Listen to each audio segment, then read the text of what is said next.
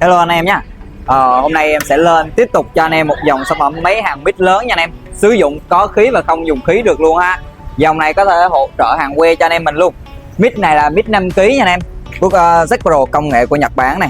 Mic 250 Pro ha. Đó, đầy đủ các tính năng trên này anh em có thể tham khảo ở đây ha. Các tính năng chống giật, mồi lửa nhanh, bù hộ quang luôn này. Đó, ở đằng trước sẽ là màn hình LCD hiển thị tất cả các tính năng như là hàng có khí, không khí, hàng hỗn hợp, hàng que, hàng tít.